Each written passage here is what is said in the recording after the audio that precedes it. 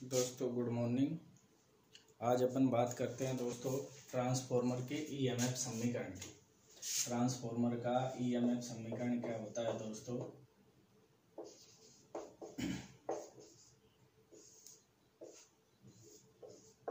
Transformer की third class है दोस्तों। इससे पहले अपन 2 क्लास पढ़ चुके, एक में ट्रांसफॉर्मर के मुख्य भाग और एक में ट्रांसफॉर्मर की कार्य प्रणाली, अन्योन प्रेरण क्या होता है, डीसी दे देंगे तो क्या होगा, सब छोटी छोटी बातें हैं वो अपन डिस्कस कर चुके हैं। आज देखते हैं ट्रांसफॉर्मर का ईएमएफ समीकरण। तो दोस्तों आपको पता है ट्रांसफॉर्मर में जो ईएमएफ बनता है वो किस प्रकृति का होता है, स्थैतिक या गति। तो दोस्तों ट्रांसफॉर्मर के अंदर स्थैतिक ईएमएफ बनता है। और कैसा बनता है? ट्रांसफॉर्मर में स्थैतिक ईएमएफ बनता है। ऐसा ईएमएफ बनता है दोस्तों स्थैतिक ईएमएफ, स्थैतिक प्रेरित ईएमएफ बनता है, स्टैटिक ईएमएफ बनता है। और ईएमएफ की प्रकृति कैसी होती है? एसी। ऐसा बनता है एसी बनता है, परंतु स्थैतिक ईएमएफ बनता है। स्थैतिक ईएमएफ दोस्तों 2 ही चीजों में बनता है, एक तो चौक में ट्यूबलाइट के में, एक ट्रांसफॉर्मर में। बाकी जनरेटर अल्टरनेटर सब में गतिज ईएमएफ बनता है। तो ट्रांसफॉर्मर में स्थैतिक ईएमएफ बनता है दोस्तों। स्थैतिक ईएमएफ कैसे बनता है? अपन कहते हैं ट्रांसफॉर्मर सह प्रेरण, अन्योन प्रेरण, 2 कॉइल के म्यूचुअल इंडक्शन आदि के सिद्धांत पर कार्य करता है। तो ये पिछली क्लास में अपन ने बताया था सह प्रेरण, म्यूचुअल इंडक्शन क्या है। तो अपन दोस्तों क्या करते हैं, प्राइमरी में अपन सप्लाई देते हैं, प्राइमरी में सप्लाई देंगे तो इसके कारण फ्लक्स, वाइंडिंग के गुंथन के कारण इसमें एक फ्लक्स और ईएमएफ जनरेट होता है। वो है फ्लक्स इस कोर के द्वारा, ये क्या है कोर, इस कोर के द्वारा सेकेंडरी में जाता है, ऐसे गति करता है दोस्तों ये फ्लक्स। और इसी फ्लक्स जब सेकेंडरी में जाता है तो वाइंडिंग फिर इस फ्लक्स को काटती है, तो सेकेंडरी में एक स्वतः ईएमएफ उत्पन्न हो जाता है। सेकेंडरी में क्या हो जाता है? एक स्वतः ईएमएफ उत्पन्न हो जाएगा दोस्तों। इसे कहते हैं फैराडे का अन्योन प्रेरण का सिद्धांत। और ये ईएमएफ जब तक बढ़ेगा सेकेंडरी में, जब तक प्राइमरी में सप्लाई रहेगी। प्राइमरी की सप्लाई चल जाएगी तो सेकेंडरी का ईएमएफ नष्ट हो जाएगा। तो इस प्रकार जो ये ईएमएफ बनता है इसे कहते हैं स्थैतिक प्रेरित ईएमएफ। इसमें कोई गति नहीं हो रही, इसलिए स्थैतिक प्रेरित एसी ईएमएफ बनता है। कैसा ईएमएफ बनता है दोस्तों? स्थैतिक प्रेरित एसी ईएमएफ ट्रांसफॉर्मर के अंदर बनता है। अब ये जो ईएमएफ बनता है किस चीजों पर निर्भर करेगा? सेकेंडरी में घेरे कितने हैं, सेकेंडरी में टर्नों की संख्या कितनी है, और दूसरा सेकेंडरी में फ्लक्स कितना पहुंचा उस पर भी निर्भर करेगा, दूसरा आवर्ती पर भी निर्भर करता है। तो द्वितीय कुंडली में जो ईएमएफ बना है फैराडे के नियमानुसार, फैराडे के नियम अनुसार सेकेंडरी में प्रेरित ईएमएफ, सेकेंडरी में प्रेरित ईएमएफ दोस्तों। तो सेकेंडरी में जो प्रेरित ईएमएफ है वो एक तो सप्लाई आवृत्ति के समानुपाती होगा। भाई अपन जो ट्रांसफॉर्मर को जो प्राइमरी में सप्लाई दे रहे हैं उसकी आवृत्ति क्या है? तो एक तो किसके समानुपाती होगा? आवृत्ति के। प्राइमरी वाइंडिंग में जो सप्लाई दी है उसकी आवृत्ति क्या है? आवृत्ति के समानुपाती होगा। दूसरा दोस्तों ये ईएमएफ सेकेंडरी में कितना फ्लक्स पहुंचा है, उसी फ्लक्स को तो वाइंडिंग के गुंथन काटेंगे। तो दूसरा यह है ईएमएफ फ्लक्स के समानुपाती होता है, फ्रीक्वेंसी पे निर्भर करता है। दूसरा किस पे निर्भर करता है? फ्लक्स पर। तीसरी बात जिस पे ये ईएमएफ निर्भर करता है दोस्तों, तीसरी बात ये ईएमएफ टर्न पर निर्भर करता है। किस पे निर्भर करता है? टर्न पर। भाई सेकेंडरी में कितने टर्न है उस टर्न पर, जिस वाइंडिंग में ईएमएफ बढ़ रहा है उसमें कितने टर्न है, तो टर्न पर भी ये ईएमएफ निर्भर करता है। टर्न, लपेट, घेरे जो भी आप कहते हैं इनसे, इन पर ये निर्भर करता है दोस्तों। तो कुल मिला के अपना ईएमएफ इन तीनों चीजों को मिला दें तो ईएमएफ किसके बराबर हो गया? एफ फाई एन के बराबर। किसके बराबर हो गया? एफ फाई एन के बराबर हो गया दोस्तों। फ्रीक्वेंसी पे निर्भर करता है, फ्लक्स पे और घेरों की संख्या पे, चाहे वो प्राइमरी के हो चाहे सेकेंडरी के हो, दोनों के टर्न की संख्या पे अपना ईएमएफ निर्भर करता है दोस्तों। अब अपन बात करें दोस्तों, ये अपनी एसी वेव है, एसी तरंग इस प्रकार से चलती है दोस्तों। यहाँ पे एक साइकिल बन जाती है, इस प्लस माइनस को अपन मिलाते हैं तो एक साइकिल बन जाती है। तो 0 से स्टार्ट होती है और जैसा कि आपको एसी थ्योरी में भी मैंने पढ़ाया है, अभी नेक्स्ट वीडियो अपलोड कर देंगे कि एक साइकिल को बनाने में जो समय लगता है उसे आवर्तकाल कहते हैं। क्या कहते हैं? आवर्तकाल कहते हैं। और 1 सेकंड में बनने वाली साइकिलों की संख्या को आवर्ती कहते हैं। तभी तो आवर्ती की इकाई होती है साइकिल प्रति सेकंड या हर्ट्ज। उसको क्या कह देते हैं? हर्ट्ज कह देते हैं दोस्तों। तो अब एक साइकिल कहाँ बनती है? 0 से चले 90 डिग्री पे एसी का मान मैक्सिमम हो गया। क्या हो गया? 90 डिग्री पे मैक्सिमम। 180 पे दोबारा 0 आ गया और 270 पे दोबारा माइनस में मैक्सिमम आ गया। 360 पे अपनी 360 या 2 पाई पे जाके अपनी क्या हो गई दोस्तों? एक साइकिल पूरी हो गई। तो एक साइकिल में एसी का मान कितनी बार मैक्सिमम हुआ और कितनी बार? 4 बार। एक साइकिल में देखो यहाँ मिनिमम से चालू हुआ, फिर मैक्सिमम हो गया, फिर मिनिमम, फिर माइनस में मैक्सिमम, फिर मिनिमम। तो एक साइकिल में एसी का मान 4 बार बदलता है। कितनी बार बदलता है दोस्तों? एक साइकिल में एसी का मान 4 बार चेंज होता है या बदलता है।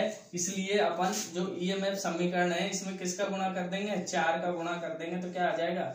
4F∅N दोस्तों। अब अपन बात करें कि कैसा ईएमएफ बन रहा है दोस्तों? ये एसी ईएमएफ है। ये कैसा ईएमएफ है? एसी ईएमएफ है। तो एसी का फॉर्म फैक्टर क्या होता है दोस्तों? आपको भी पता है एसी का फॉर्म फैक्टर क्या होता है? एसी का फॉर्म फैक्टर आपको पता है 1.11 होता है। एसी का फॉर्म फैक्टर क्या होता है? 1.11 होता है दोस्तों। तभी तो अपन एसी वोल्टेजों को कैसे देते हैं? 33 केवी 11 के गुणज में लेते हैं। 66 केवी, 132 केवी, 220 केवी, 400 केवी है, इस तरीके से लेते हैं ना। 765। तो ये इसलिए लेते हैं कि एसी का फॉर्म फैक्टर क्या होता है? 1.11 होता है दोस्तों। तो अपनी जो ईएमएफ इक्वेशन है और डीसी का कोई फॉर्म फैक्टर पूछे तो डीसी का फॉर्म फैक्टर 1 होता है दोस्तों। डीसी का फॉर्म फैक्टर क्या होता है? 1 होता है, क्योंकि वो कांस्टेंट वेव है। उसका अपना इसकी आवृत्ति 0 होती है और ये कांस्टेंट चलती है इसकी, इसीलिए इसका फॉर्म फैक्टर क्या होता है? 0। इसका मान चेंज नहीं होता साइकिल में। ठीक है दोस्तों। तो अब इसमें अपन एसी का फॉर्म फैक्टर 1.11 होता है तो 1.11 का गुणा कर देंगे तो अपना ईएमएफ समीकरण क्या आ जाएगा ट्रांसफॉर्मर का? 4.44। इसमें गुणा करेंगे दोस्तों, इसमें 1.11 का अपन गुणा कर देंगे तो नई इक्वेशन क्या आ जाएगी? 4.44 F∅N क्या आ जाएगी दोस्तों? 4.44 F∅N। ये ट्रांसफॉर्मर का ईएमएफ समीकरण होता है। और ये फाई जो होता है ये फाई मैक्सिमम होता है, फ्लक्स का अधिकतम मान होता है, इसलिए इसे फाई एम भी कह देते हैं। ये फ्लक्स का अधिकतम मान होता है दोस्तों। क्या होता है? फ्लक्स का अधिकतम मान होता है। अधिकतम मान होता है, ये फ्लक्स का अधिकतम मान होता है दोस्तों, इसलिए अपन इसे फाई एम भी कह देते हैं। तो ये ट्रांसफॉर्मर की इक्वेशन है, ये आवर्ती है और ये घेरों की संख्या है। अब दोस्तों अपन बात करें प्राइमरी और सेकेंडरी के लिए अलग अलग इक्वेशन क्या बनेगी। तो दोस्तों अगर प्राइमरी के लिए ईएमएफ समीकरण पूछे, प्राथमिक कुंडली का ईएमएफ समीकरण कैसे निकालेंगे? तो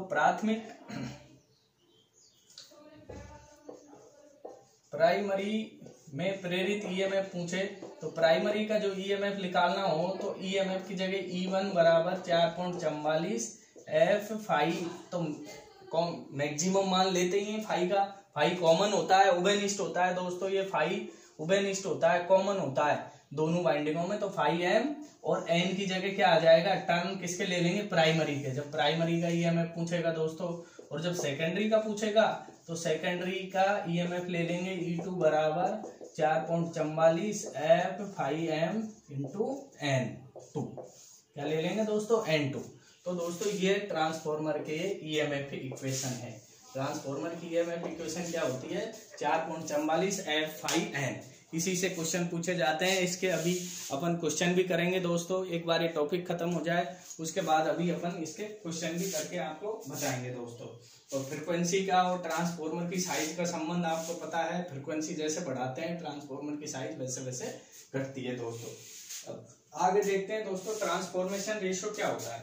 ट्रांसफॉर्मेशन रेशियो क्या होता है, जिसे अपन क्या कहते हैं?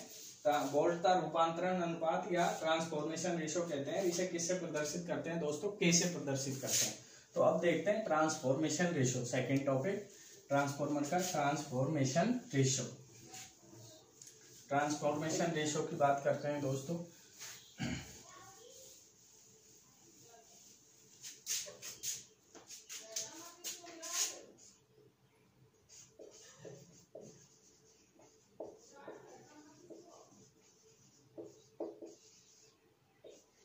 ट्रांसफॉर्मेशन रेशो दोस्तों। इसे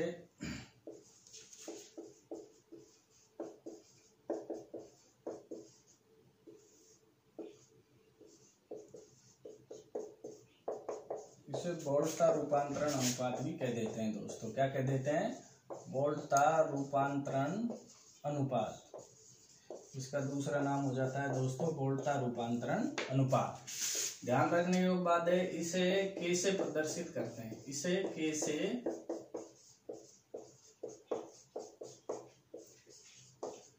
प्रदर्शित करते हैं दोस्तों। और ट्रांसफॉर्मर की नेम प्लेट पे जो के लिखा आता है वो पूर्ण भार स्थिति का लिखा आता है। कौन सा लिखा आता है दोस्तों? के का मान जो प्लेट पे आता है, प्लेट पर के का मान फुल लोड या पूर्ण भार का आता है। के का मान पूर्ण भार पोजीशन का लिखा आता है, पूर्ण भार स्थिति का लिखा आता है। प्लेट पर जो आएगा पूर्ण भार स्थिति का के का मान लिखा आता है दोस्तों। तो दोस्तों के क्या है? के की बात करते हैं अपन। तो के क्या होता है? अपन ने ये कोई ट्रांसफॉर्मर है दोस्तों, अपन ने ये कोई ट्रांसफॉर्मर है, इसकी प्राइमरी में अपन ने सप्लाई दी दोस्तों। प्राइमरी में क्या दी? सप्लाई दी। ये प्राइमरी वाइंडिंग है, ये सेकेंडरी वाइंडिंग है। अपन ने प्राइमरी में सप्लाई दी तो अपन को सेकेंडरी में भी सप्लाई मिल गई स्वतः। उसे अपन कह रहे हैं अननोन प्रेरण या दो कोयल का म्यूचुअल इंडक्शन। तो प्राइमरी में जब सप्लाई दी तो प्राइमरी के वाइंडिंग के गुंथन के कारण जो ईएमएफ बना वो ईपी है, और सेकेंडरी का जो ईएमएफ बना वो क्या है दोस्तों? ईएस है। या इसको ई2 कह सकते हैं या इसको ई1 कह सकते हैं, ये अपने ऊपर है दोस्तों क्या कहेंगे। तो या इसको अपन V2 कह सकते हैं या इसको V1 कह सकते हैं, ठीक है। तो दोस्तों के क्या होता है? के होता है कि सेकेंडरी में उत्पन्न ईएमएफ, सेकेंडरी में क्या ईएमएफ बना और प्राइमरी में क्या था, प्राइमरी के रेस्पेक्ट में सेकेंडरी में कितना ईएमएफ बना, इसका अनुपात के कहलाता है। इसे बोल्ट्जमान रूपांतरण अनुपात कहते हैं। क्या कहते हैं? बोल्ट्जमान रूपांतरण अनुपात कहते हैं। अर्थात इसकी परिभाषा की बात करें, ट्रांसफॉर्मर की सेकेंडरी में उत्पन्न ईएमएफ व प्राइमरी में दिए गए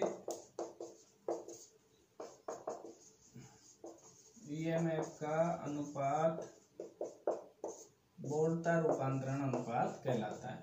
बोल्ट्जमान का अनुपात के कहलाता है, ठीक है। अभी के की बात करेंगे दोस्तों, इसकी हजारों परिभाषा निकलेंगी। जैसे जैसे अपन ट्रांसफॉर्मेशन रेशो के कहते हैं, सेकेंडरी में उत्पन्न वोल्टेज व प्राइमरी में दिए गए ईएमएफ या दिए गए वोल्टेज का अनुपात के कहलाता है दोस्तों। तो ये तो है अपना के बराबर वोल्टेज के लिए ई एस बटे ईपी, या इसको अपन कह सकते हैं V2 बटे V1, अर्थात वी एस बटे वीपी, सेकेंडरी का वोल्टेज बटे प्राइमरी का वोल्टेज। अब आगे बात करें दोस्तों, अपन करंट की बात करें तो करंट का क्या संबंध रहता है।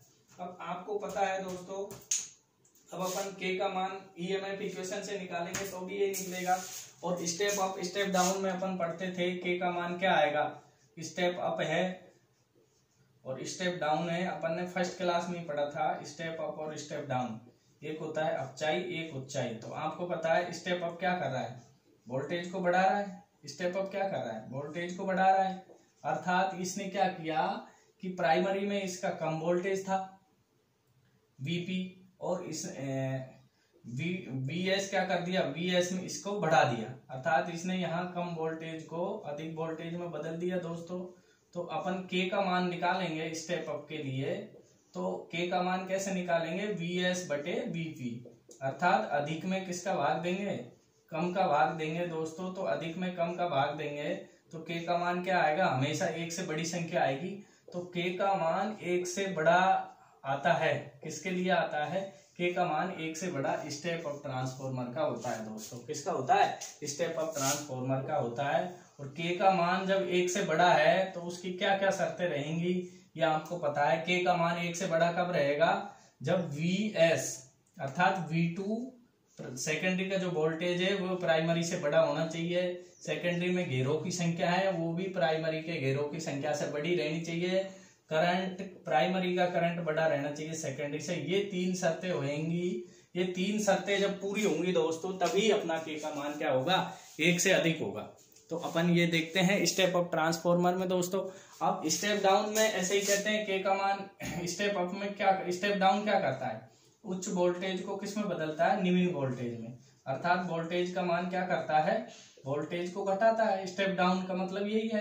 तो इसमें के का मान क्या आता है दोस्तों? 1 से छोटा आता है। के का मान क्या आएगा भाई? निम्न में कम छोटी संख्या में बड़ी संख्या का भाग देंगे तो 1 से छोटा आएगा। तो के का मान 1 से छोटा की क्या शर्तें हैं? कि V1 अपना बड़ा है, V2 क्या है? अपना छोटा है दोस्तों। दूसरी शर्त क्या है? N1 में घेरों की संख्या ज्यादा है, N2 में घेरों की संख्या कम है दोस्तों। तीसरी शर्त है कि I2 अपना बड़ा है और I1 क्या है? छोटा। इसमें I1 बड़ा था, इसमें I2 छोटा है। तो ये 3 शर्त फुलफिल होंगी तभी अपना के का मान 1 से छोटा होगा। तो दोस्तों इस प्रकार का क्वेश्चन पूछा जाता है प्रतियोगी परीक्षाओं में, बहुत बार पूछा जाता है। अब अपन करंट की बात करें तो आपको पता है ट्रांसफॉर्मर पावर को चेंज नहीं करता। आगे इसी सूत्र को ड्रॉ करने के लिए अपन को करंट की बात करनी पड़ेगी। शक्ति तो शक्ति क्या रहती है दोस्तों? कांस्टेंट रहती है। अर्थात शक्ति को ट्रांसफॉर्मर चेंज नहीं करता। प्राइमरी में जो शक्ति है, प्राइमरी की शक्ति है वो बराबर हो जाएगी सेकेंडरी की शक्ति। प्राइमरी की पावर बराबर सेकेंडरी की पावर। तो प्राइमरी की जो पावर है वो किसके बराबर हो जाएगी? सेकेंडरी की पावर के बराबर हो जाएगी। तो दोस्तों P बराबर क्या होता है? P बराबर VI होता है, आपको पता है, या EI होता है, जो भी आप मानो। तो अब प्राइमरी की पावर क्या हो जाएगी? EP बराबर ES तो यहां से अपन ES बटे EP निकालेंगे। EP को इसके नीचे ले जाएंगे तो क्या आ जाएगा? IP बटे IS। अर्थात ES EP किसके बराबर है?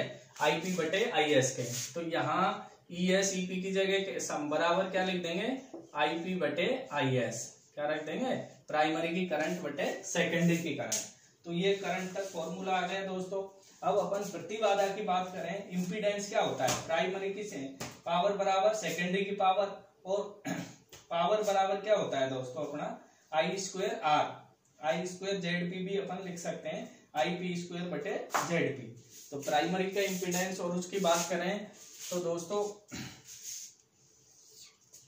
इम्पीडेंस प्रतिबाधा की बात करें तो जैसे कि आपको पता है प्रतिबाधा भी प्राइमरी और सेकेंडरी की बराबर होगी। प्राइमरी की प्रतिबाधा बराबर सेकेंडरी की प्रतिबाधा। प्राइमरी की प्रतिबाधा बराबर सेकेंडरी की प्रतिबाधा, या पावर कह दो। तो प्राइमरी की प्रतिबाधा है या इम्पीडेंस है वो सेकेंडरी के इम्पीडेंस के बराबर होगा दोस्तों। तो अगर अपन इम्पीडेंस की बात करें दोस्तों तो IP² डॉट ZP बराबर IS² डॉट ZS। तो यहां से अपन IP बटे IS निकालेंगे दोस्तों। तो IP बटे IS अपना निकलेगा ZS बटे ZP का अंडर रूट, ZS बटे ZP का अंडर रूट। तो दोस्तों और इस इक्वेशन को संपूर्ण करना चाहें तो अपन लिख सकते हैं इसी इक्वेशन में आगे इसी क्रम में ZS बटे ZP का अंडर रूट, सेकेंडरी का प्रतिबाधा इम्पीडेंस बटे प्राइमरी का इम्पीडेंस अंडर रूट में। तो ये पूरी इक्वेशन ट्रांसफॉर्मेशन रेशो कहलाती है। तो अब इसकी परिभाषा की बात करें तो एक परिभाषा तो हो गई कि सेकेंडरी में उत्पन्न ईएमएफ बटे वे प्राइमरी में दिए गए ईएमएफ का अनुपात ट्रांसफॉर्मेशन रेशो के कहलाता है। दूसरा, सेकेंडरी में उत्पन्न वोल्टेज वे प्राइमरी में दिए गए वोल्टेज का अनुपात ट्रांसफॉर्मेशन रेशो के कहलाता है। तीसरा दोस्तों, प्राइमरी करंट व सेकेंडरी में उत्पन्न करंट का अनुपात ट्रांसफॉर्मेशन रेशो के कहलाता है। आगे बात करें तो सेकेंडरी का प्रतिबाधा, सेकेंडरी में उत्पन्न प्रतिबाधा व प्राइमरी की प्रतिबाधा का अनुपात ट्रांसफॉर्मेशन रेशो के कहलाता है दोस्तों। तो ये अपना के का संबंध था और इसे अपन क्या कहते हैं, ट्रांसफॉर्मेशन रेशो कहते हैं। और सेकेंडरी की जो टर्मिनल वोल्टेज है वो लोड व पावर फैक्टर पर निर्भर करती है, जैसा कि आपको पता है। अब बात करें अपन आइडियल ट्रांसफॉर्मर का ट्रांसफॉर्मेशन रेशो क्या होगा। तो आइडियल ट्रांसफॉर्मर के लिए क्या होता है, इनपुट आउटपुट बराबर होता है। इनपुट आउटपुट आइडियल ट्रांसफॉर्मर में क्या हो जाएगा, आइसोलेशन ट्रांसफॉर्मर है या आइडियल की बात करें तो आइडियल ट्रांसफॉर्मर क्या है, जिसमें कोई लॉस नहीं हो, अर्थात लॉस नहीं हो, तो उसकी जो इनपुट है वो आउटपुट के बराबर हो जाएगी। जितना इनपुट सप्लाई दे रहे हैं, जितना ईएमएफ प्राइमरी में दिया है उतना ही आउटपुट में मिलेगा, अर्थात V1 I1 बराबर V2 I2, या अपन कह सकते हैं VP IP बराबर VS IS। तो V1 I1 बराबर V1 I1 बराबर V2 I2। तो यहां से अपना ये समीकरण आ जाएगा। तो यहां से भी अपन निकालने चाहें तो V2 बटे V1 निकालना चाहें तो I1 बटे I2 आ जाएगा। यहां से भी अपन उस समीकरण को निकाल सकते हैं दोस्तों। अब आगे बात करें आइसोलेशन ट्रांसफॉर्मर। आइसोलेशन ट्रांसफॉर्मर का ईएमएफ समीकरण क्या होता है दोस्तों। तो आइसोलेशन ट्रांसफॉर्मर क्या होता है, ये लेबोरेटरी वगैरह में उपयोग होता है, लेबोरेटरी और इसमें यूज करते हैं इसको दोस्तों। और ये एक कुचालकता प्रोवाइड करवाने के काम आता है। जैसे दो वाइंडिंगों के बीच में अपन को डाइलेक्ट्रिक स्ट्रेंथ बढ़ानी है या कुचालकता प्रोवाइड करवानी है दो वाइंडिंगों के बीच में, तो वहां पे आइसोलेशन ट्रांसफॉर्मर अपन लगा देते हैं। इसमें भी प्राइमरी और सेकेंडरी का वोल्टेज समान होता है, E2 बराबर E1 होता है, इसलिए इसका के का मान क्या होता है दोस्तों, 1:1 में होता है। आइसोलेशन ट्रांसफॉर्मर के लिए के का मान क्या होता है, 1:1 होता है, अर्थात के बराबर 1 होता है। आइसोलेशन ट्रांसफॉर्मर में के बराबर क्या होता है, 1 होता है। अपने जो ये प्रैक्टिकली ट्रांसफॉर्मर है इनमें के का मान 1 से कम होता है, 0.5 ऐसे होता है दोस्तों। तो अपने ट्रांसफॉर्मरों में के का मान कम होता है और इसमें आइसोलेशन में के का मान 1:1 होता है, क्योंकि ये इंसुलेशन के लिए यूज किया जाता है लेबोरेटरी, मेडिकल साइंस और इनमें, क्योंकि इसमें इनपुट बराबर आउटपुट होता है, जैसे कि आइडियल ट्रांसफॉर्मर में होता है दोस्तों। अब आगे अपन एक क्वेश्चन की बात करें दोस्तों, ट्रांसफॉर्मेशन रेशियो से रिलेटेड 1-2 क्वेश्चन करते हैं दोस्तों। अभी वीडियो लंबी नहीं हुई उतनी, तो 2-4 क्वेश्चन करते हैं, 2-3-4, जिससे आपके थोड़े टॉपिक क्लियर हो दोस्तों। तो अपन अब बात करते हैं दोस्तों, एक क्वेश्चन करके देखते हैं दोस्तों। 22 kVA क्वेश्चन नंबर 1 है। 22 kVA का कोई ट्रांसफॉर्मर है, कितने का है दोस्तों, 22 kVA का है, जो 11,000 सिंगल फेज का है। और अपन ने क्या जोड़ रखा है, 11,000 बटे 220 वोल्ट निकाल रहा है, अर्थात प्राइमरी में 11,000 11 kV आ रही है और गांव में कितना निकाल रहा है, 220 वोल्ट की सप्लाई निकाल रहा है। तो उसके सेकेंडरी में टर्न के ट्रांसफॉर्मर में सेकेंडरी में टर्न 25 है। सेकेंडरी में टर्न कितने हैं, 25 है दोस्तों। तो प्राइमरी टर्न की संख्या, वो प्राइमरी सेकेंडरी में प्रवाहित धारा की गणना करो। तो प्राइमरी टर्न की संख्या, प्राइमरी टर्न की संख्या व प्राइमरी सेकेंडरी धारा की गणना करो, प्राइमरी सेकेंडरी धारा की गणना करो दोस्तों। अब देखते हैं इसमें अपन को क्या दे रखा है, एक तो रेटिंग दे रखी है, एक प्राइमरी और सेकेंडरी। तो सबसे पहले अपन के बराबर क्या होता है अपना, ES बटे EP बराबर टर्न पूछ रहा है, तो N2 बटे N1 होता है। क्या होता है टर्न में, N2 बटे N1। तो जो N का जो रेशियो है वो सेम E2 के रेशियो के बराबर होता है दोस्तों। अपना NS छूट गया होगा, कोई बात नहीं है, इक्वेशन में छूट गया होगा, उससे कोई फर्क नहीं पड़ता। अभी लिख लेंगे NS बटे NP। कि के की इक्वेशन में बता देता हूं आपको। के बराबर होता है सेकेंडरी में उत्पन्न ईएमएफ बटे प्राइमरी में उत्पन्न ईएमएफ, सेकेंडरी में घेरों की संख्या बटे प्राइमरी में घेरों की संख्या, सेकेंडरी का वोल्टेज बटे प्राइमरी का वोल्टेज। दूसरे शब्दों में देखें, वोल्टेज के शब्दों में तो प्राइमरी का करंट बटे सेकेंडरी का करंट, करंट उल्टा हो जाता है दोस्तों, करंट उल्टा हो जाता है, वोल्टेज वही रहता है, वोल्टेज घेरों की संख्या ये बराबर सेकेंडरी का इम्पीडेंस बटे प्राइमरी का इम्पीडेंस। ये अपना ट्रांसफॉर्मेशन रेशियो की कंप्लीट इक्वेशन होती है। तो दोस्तों अपन को सेकेंडरी वोल्टेज दे रखा है, सेकेंडरी वोल्टेज कितना है 220, प्राइमरी वोल्टेज है 11,000 दोस्तों, बराबर सेकेंडरी में घेरों की संख्या है 25 और प्राइमरी में घेरों की संख्या पूछ रहा है, तो एनपी बराबर वज्र गुणा कर देंगे दोस्तों। तो ये क्या आ गया 220 एनपी इंटू 25 इंटू 11,000। अब एनपी इक्वल टू निकालेंगे अपन, एनपी इक्वल टू क्या हो जाएगा 25 इंटू 11,000 बटे 220, तो 0 से 0 कट गया दोस्तों। और अपन इसको अपन सोल्व करेंगे तो ये अपना आ जाएगा 1250 टन के आसपास।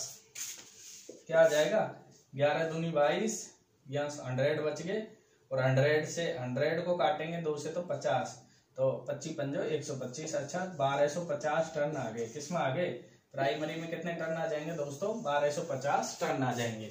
अब आगे देखो या क्या पूछ रहा है, प्राइमरी करंट व सेकेंडरी करंट। तो आपको पता है प्राइमरी करंट किसके बराबर होता है, प्राइमरी करंट, प्राइमरी पावर होती है ईपी बटे आईएस, प्राइमरी में उत्पन्न ईएमएफ, पी बराबर वी आई होता है आपको पता है। तो प्राइमरी पावर बराबर हो जाएगा ईपी बटे ईपी गुणा आईएस। तो प्राइमरी पावर मतलब रेटिंग, रेटिंग के बराबर होती है ये। तो रेटिंग कितनी है ट्रांसफॉर्मर की, रेटिंग के बराबर हो जाएगी, या इसे अपन कह सकते हैं ईपी। तो रेटिंग है अपना 22 केवीए बराबर प्राइमरी, प्राइमरी में कितना है वोल्टेज 11,000 इंटू आईएस, तो यहाँ से आईएस निकालेंगे दोस्तों, तो 22 केवीए बटे 11,000। तो अब अपन 22 केवीए में 11,000 का भाग देंगे दोस्तों, तो क्या आएगा 3 जीरो से 3 जीरो कट जाएंगे, 22 भी केवीए है ना, तो के की जगह 3 जीरो लगा सकते हैं, 3 जीरो वोल्ट एम्पियर, ठीक है। 3 जीरो से 3 जीरो कट गई, 11 दूनी 22। तो अपना सेकेंडरी करंट क्या आ गया 2 एम्पियर आ गया दोस्तों, सेकेंडरी करंट क्या आ गया 2 एम्पियर आ गया। अब अपन इसी तरह से प्राइमरी करंट भी ज्ञात कर सकते हैं, सॉरी प्राइमरी करंट ही है IP IS IP EP IP. तो ये प्राइमरी करंट 2 एम्पियर आ गया। इसी तरह से सेकेंडरी करंट ज्ञात कर लेंगे। सेकेंडरी करंट कैसे ज्ञात करेंगे, ईएस सॉरी सेकेंडरी की रेटिंग बराबर पीएस बराबर ईएस आईएस। तो अपना यहाँ 22,000 आ जाएगा, सेकेंडरी वोल्टेज 220 इंटू आईएस ज्ञात ही करना है, तो आईएस बराबर आ जाएगा 22,000 बटे 220। 0 से 0 कट गई, 22 से 22 एक बार कट गया, तो 100 एम्पियर आ जाएगा। सेकेंडरी करंट क्या आ जाएगा दोस्तों 100 एम्पियर। तो इस प्रकार कोई ईएमएफ इक्वेशन व ट्रांसफॉर्मेशन रेशो से संबंधित कोई प्रश्न आपकी प्रतियोगी परीक्षा में आए तो मैं आशा करता हूँ आप आसानी से कर लेंगे, आपको कोई दिक्कत नहीं आएगी, तो आप आसानी से इन क्वेश्चनों को कर सकते हैं। आप चाहें तो एक क्वेश्चन और करवाएं, अभी कितना हुआ है वीडियो 28 मिनट, आप चाहें तो और मैं एक क्वेश्चन करवा देता हूं दोस्तों। अभी एक क्वेश्चन और करवा देता हूं, आपके प्रतियोगी परीक्षाओं के तौर से बहुत अच्छा रहेगा।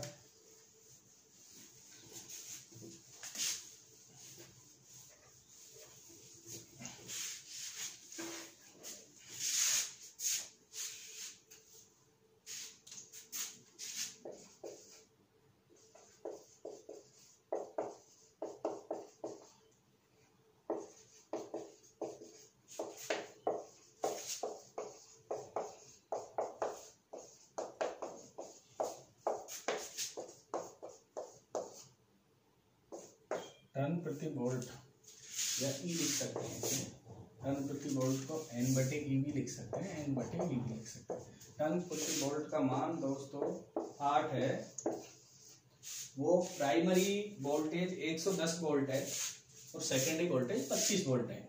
वो प्राइमरी वोल्टेज 110 वोल्ट व सेकेंडरी वोल्टेज 25 वोल्ट है।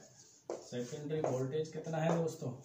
सेकेंडरी वोल्टेज 25 वोल्ट हो तो प्राइमरी सेकेंडरी में टर्न की संख्या, तो प्राइमरी सेकेंडरी में टर्न की संख्या होगी, दोस्तों। तो प्राइमरी सेकेंडरी में टर्न की संख्या होगी। बहुत इजी क्वेश्चन है दोस्तों। तो आपको पता है प्राइमरी में टर्न बटे प्राइमरी का ईएमएफ, इन दोनों का अनुपात क्या दिया है? 8। प्राइमरी में टर्न प्रति वोल्ट का अनुपात क्या है? 8 है। और अपन सेकेंडरी में करें तो आपको पता है टर्न प्रति वोल्ट प्राइमरी और सेकेंडरी में दोनों में सेम रहते हैं। तो सेकेंडरी में टर्न प्रति वोल्ट का अनुपात भी क्या हो जाएगा?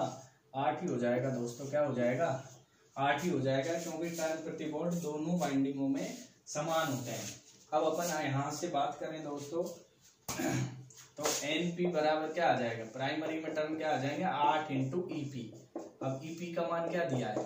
प्राइमरी में वोल्टेज क्या दिया है? 110, तो ये आ जाएगा 880 टन। इसी तरह अपन एनएस की बात करें तो क्या हो जाएगा? 8 इंटू ईएस। ईएस कितने दिए हैं? 25, तो 8 25 इंटू 200, तो सेकेंडरी में 200 टन हो जाएंगे, प्राइमरी में 880 टन हो जाएंगे। टन प्रति वोल्ट दोनों वाइंडिंगों में समान होता है। एन बटे ई का रेशो दोनों वाइंडिंग में समान रहता है, तो एन बटे टन प्रति वोल्ट ट्रांसफॉर्मर की जो दे रखी है, ये दोनों वाइंडिंगों की दे रखी है। दोनों वाइंडिंगों का टर्न प्रति वोल्ट क्या है? 8 है। तो इसलिए अपन प्राइमरी में सेकेंडरी के टर्न आसानी से निकाल लेंगे। दोस्तों आज के लिए इतना ही। Thank you. अगर आपको ये वीडियो अच्छी लगे तो पीसी सर की वीडियो को सब्सक्राइब, लाइक, शेयर जरूर करें दोस्तों, जिससे आपका भाई का मनोबल बढ़े और इसी प्रकार आपको आगे निर्देशित करता रहे।